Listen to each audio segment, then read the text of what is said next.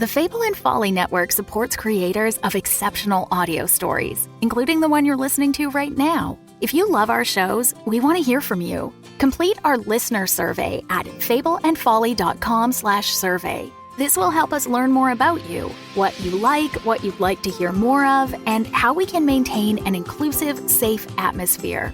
As a thank you for your participation, we have extras and behind-the-scenes content from your favorite shows. Fans make the network what it is. Thanks for listening, and we can't wait to hear from you. Find our listener survey at fableandfolly.com/survey today. Hey, this is Alex from Wolf of the Door Studios. We wanted to share with you a brand new show that's coming out called World Gone Wrong.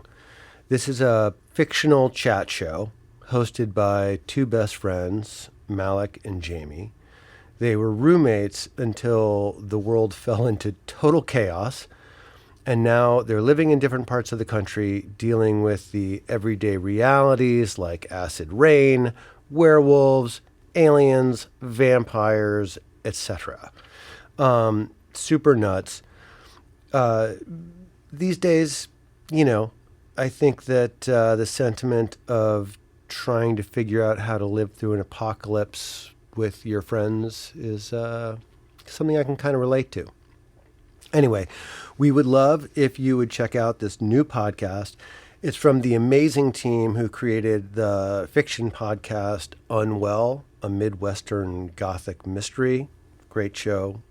You can listen to World Gone Wrong all the usual places that you listen to podcasts, and you can learn more at audaciousmachinecreative.com. And stick around at the end of today's episode to hear a snippet of the show.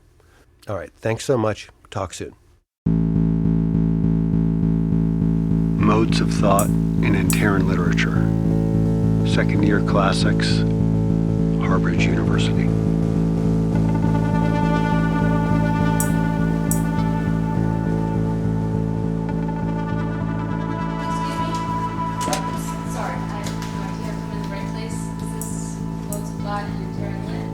Yeah. Okay, I'm Saanvi Bhatia. Oh, hi. Yeah, glad you made it. Team Yang told me you had some trouble getting over to the States. No, nothing major. Oh, good. Well, we didn't get a chance to do our TA prep stuff, really, so we'll just kind of have to build the airplane as we're flying. No problem. And did you get my email, by the way, about the Ramayana? Yes, I threw some notes together on the plane over. It's pretty rough. Giving an overview on the Ramayana should be a walk in the park. Oh, it's not the material. I just don't love public speaking. Well, here's a great opportunity to work on that. With 24 hours notice. Exactly. Thanks. You're welcome. But first, this fucking laptop. I'm not good with computers. They don't like me. Can you see if you can make that thing record, right? And then we post the lectures to the class website. Oh, yeah. Candace sent me a Google Doc with all the info. Great. Well, there's a lot more students than last semester. Well, okay, cool. We'll set a time later to sit down and go over the TA position, but if you could just make sure that this thing's recording today, that would be great. Yeah, for sure. Cool.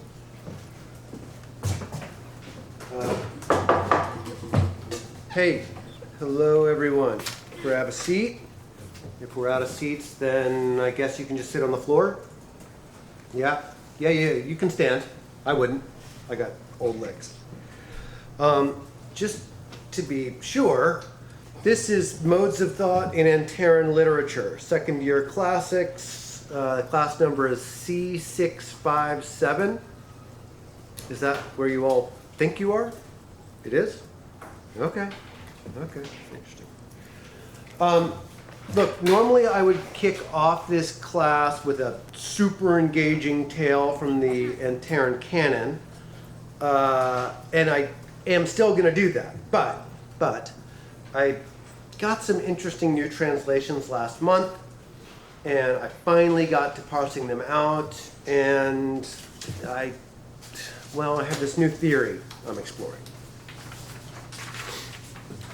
For those of you who are new, I'm assuming you did the reading, so you're all caught up with the class, but just in case you're walking in cold, here's the basics. 7 years ago, a Chinese submarine had an accident and sank to the ocean floor in the South Pacific. When the rescue operation finally got underway, they discovered that the submarine had fallen on top of the ruins of an ancient city, a city we call Prime A.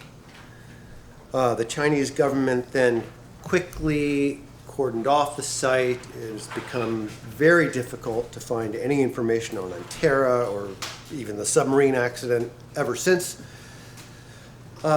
They've gotten really good and thorough in scrubbing the internet, which is fucking annoying and has the added consequence of making everyone think that I'm completely insane, which, whatever. They can think whatever they want, but it's a little fucking annoying.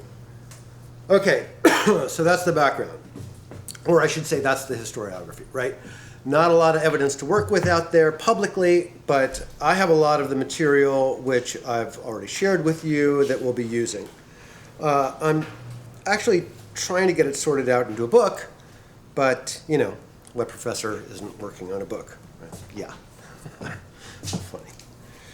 Okay, over the last 2 semesters or so, we went over the history of Antera from its founding through what's called the Second Empire. Then there was a shift. It was a shift away from the sort of collectivism that was a real hallmark of early Antera, and there was the rise of this elite class known as the Darkness. Kind of rad, right? Yeah, I'm pretty sure that's all based on the idiot king and the original diviners who helped keep the idiot king in darkness. That's my thought. And also, similar to us, right, there was a rise in the celebrity of the hero. Prior to the Third Empire, there were plenty of individuals named and made the subject of stories, but they're not really traditional hero myths. They're a little more, I'd call it Jungian or Lacanian maybe. They have an unconscious logic that can be very hard to appreciate right off the bat. But with the rise of the Third Empire, we have a more traditional hero myth in the story of Yalit Soka. And I think it really paints a strong picture of the ideals and the aspirations of Third Empire Antera. Thing is, rather than go straight into the myth of Yalit Soka, I want to talk about a different myth from an entirely different culture first. I think you'll see why, or God, I hope you do. But to me, it's very interesting. And we happen to get very lucky this term because our new TA, Saanvi Bhatia, is freshly arrived from Mumbai and is exactly the right person to share this story with us. So please welcome Saanvi Bhatia, who's going to give us an overview on the Ramayana. Take it away.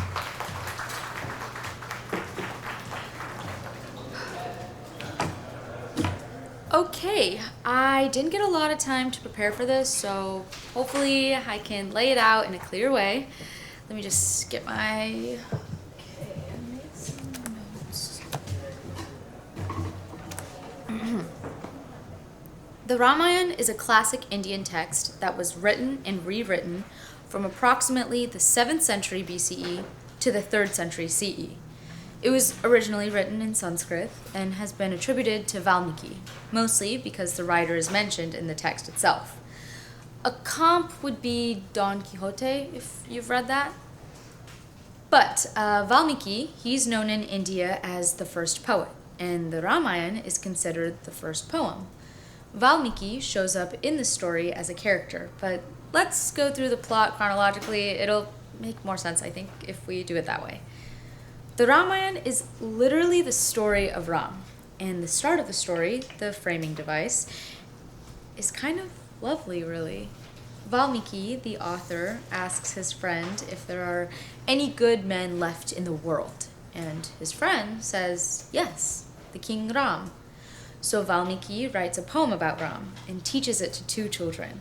Those children then recite it and it goes viral. Everyone starts reciting the poem, and King Ram hears it and invites the poet to come to his court. So it's a poem that tells a story, and the story starts with a poem. It speaks to the power of language, I think? Okay, we can speed this up. Upon meeting Ram, we hear about his backstory. There was a demon or devil named Ravan who was causing chaos and terrorizing the land. So Vishnu agreed to be born into human form to combat the demon. And so Ram is Vishnu as a human. When he was still young, a wise man named Viswamitra came to the court to ask for help fighting some demons. And Ram and his companion Lakshman joined the expedition. Lakshman will be with Ram for the rest of his story, kind of like Sancho Panza in Don Quixote or Enkidu in the Epic of Gilgamesh. So they go out on the demon hunting journey. Viswamitra has given Ram and Lakshman supernatural weapons, and they defeat the demons. On their way home, they stop at another king's palace, Janaka, and here Ram manages to string the famous bow of the king. But he breaks it while stringing it. Doesn't seem to matter because he still gets to marry the king's daughter, Sita. There's a huge wedding, and then they all return to Ram's home, Ayodhya. But while he was away, there was a lot of palace intrigue going on. I won't go into it, but one woman was owed a favor by the gods, and for her favor, she asked that Ram be banished to the wilderness for 14 years. This is so her son can be crowned king, so she needs to get Ram out of there. So Ram, Sita, and Lakshman are all banished to the wilderness. Now, he really doesn't want to go, of course, but he's bound to, by his honor. So he stoically accepts his fate and carries out his duty. Okay. While in exile, I'm skipping over some details, but the main point is that the demon Ravan, the one who is terrorizing everyone, he kidnaps Sita and takes her to his island. So upon learning from a talking vulture that Sita has been taken, Ram and Lakshman go to get her back. This is when they meet Hanuman, who is king of the apes. And there's a translation thing here. The city they live in, these apes, is called Kishkinda. But that city is said to be in Vanaras, which means forest-dwelling humans. So in the myth, Hanuman is considered to be an ape king. But yeah, potentially this was just what they called humans living in the forest, possibly with different cultures and customs. Certainly wouldn't be the first time.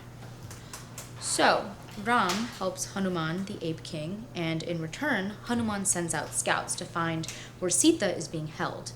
And they find that she's in a place called Lanka. And for this section of the tale, Hanuman becomes sort of the main character. He becomes a giant and leaps across the sea to the island of Lanka and finds Sita.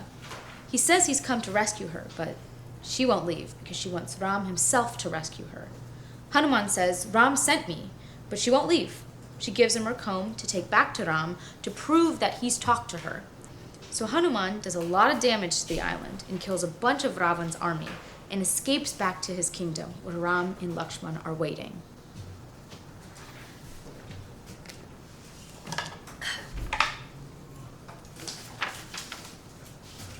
Okay, the next section of the Ramayana is about Ram's war with Ravan. Ram is joined by some of his brothers, and also Hanuman and his army of apes, and of course Lakshman. And they attack the island, kill everyone, and recover Sita. Lakshman gets hurt in the battle, and Hanuman jumps all the way from the island to the Himalayas looking for an herb to heal him. When he can't find the right herb, he just brings back the entire mountain. I always loved that image. So the story takes a bit of an odd turn here. Sita has to go through some pretty extensive measures to prove that she's been faithful to Ram while she's been away, up to and including getting a god to testify on her behalf. Ram accepts this, and they spend the rest of their 14-year banishment in the forest together, and then return to their home. This day, the day of their return, is still celebrated in India today as Diwali, the Festival of Lights. So it was a big deal, big celebration. And there are versions of the story where he had to separate from Sita at the end, even though she had proved that she was faithful, because the people of the kingdom doubted her. Pretty tragic. The last thing I'd mention here, the professor asked me to bring this up, but there are variations of this story all over this region of the world. There are multiple Indian versions, including one from the Gondi people where Lakshman is the main character, not Ram. There's a Buddhist version and a Jain version. There's also a version in Tamil and in Bengali, and in Indonesia and Malaysia. So that speaks to how mobile people were in ancient Southeast Asia. There was a tremendous amount of interaction among these different peoples over vast distances, separated by oceans. And this story, the story of Ram, was shared and modified and shared again, but somehow it stuck and became one of the most enduring human stories ever told. Thanks. That's it. Wait, Saanvi, there was that one section you emailed me. Oh, okay. You want me to read that? If you wouldn't mind, it'd be great. Sure. Let me find it. One sec.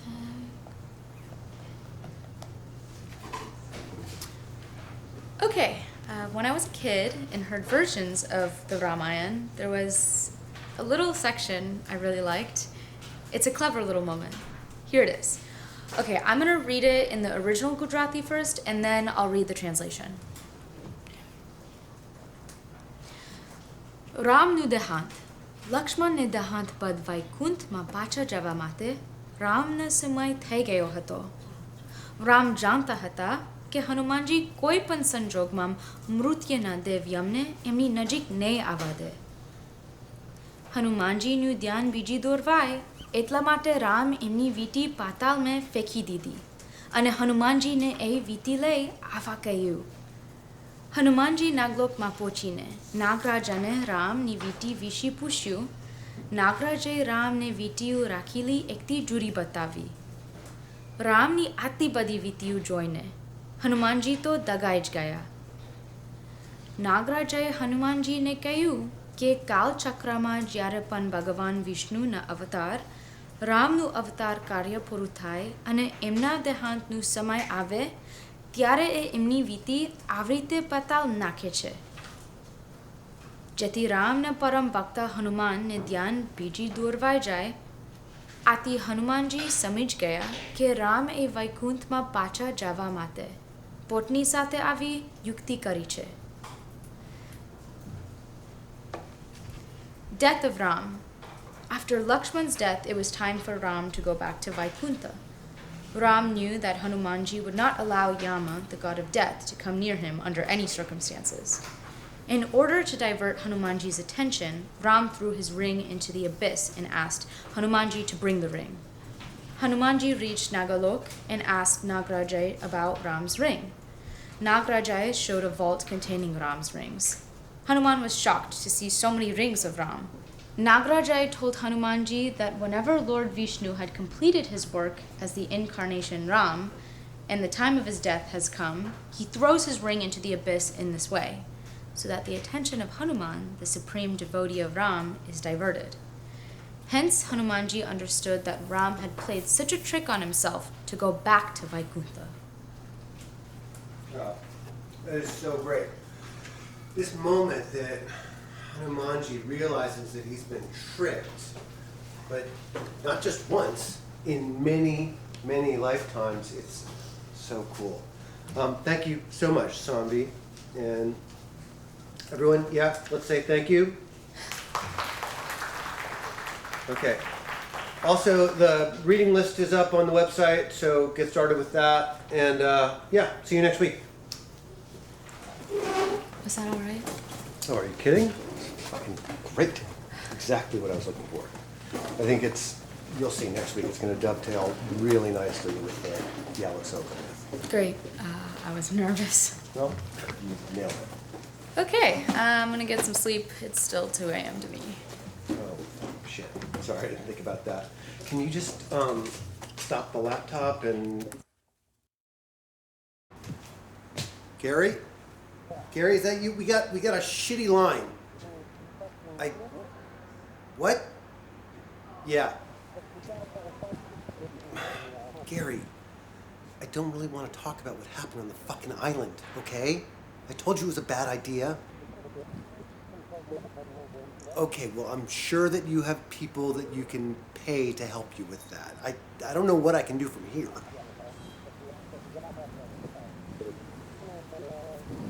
All right. Okay. Just tell her to call me and we'll figure it out. She's a grown-up. We can do whatever. Fine. Just, Gary, take it easy, okay? You sound really worked up. Yeah. Okay, you too. Holy shit! Oh my God, you scared the hell out of me. I don't think you're in the right place. This is my office. Why are you soaking wet? 我在哪里？这是什么地方？ I'm sorry, what? 我的朋友呢？我怎么了？我死了吗？ I don't speak Chinese. Do you speak any English? Are you dead too?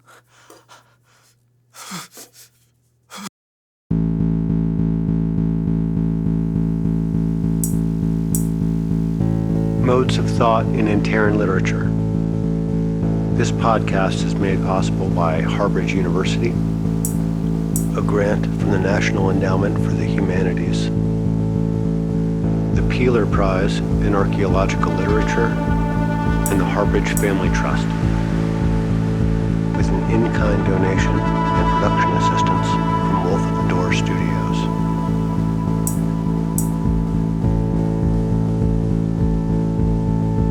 For more information and course materials, please visit Wolf at the Door's website at wlfdr.com.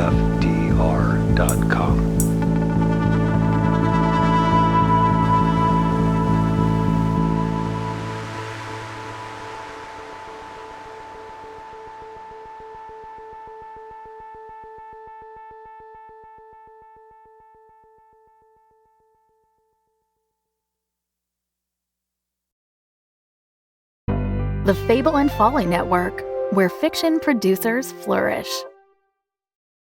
Hello, hello, I'm Malik. I'm Jamie. And this is World Gone Wrong, where we discuss the unprecedented times we're living through. Can your manager still schedule you for night shifts after that werewolf bit you? My ex-boyfriend was replaced by an alien body snatcher, but I think I like him better now. Who is this dude showing up in everyone's old pictures? My friend says the sewer alligators are reading maps now. When did the kudzu start making that humming sound? We are just your normal millennial roommates processing our feelings about a chaotic world in front of some microphones. World Gone Wrong, a new fiction podcast from Audacious Machine Creative, creators of Unwell, a Midwestern Gothic mystery. Learn more at audaciousmachinecreative.com. Find World Gone Wrong in all the regular places you find podcasts. I love you so much. I mean, you could up the energy a little bit. You could up the energy. I actually don't take notes. That was good. I'm just kidding. You sounded great. So did you.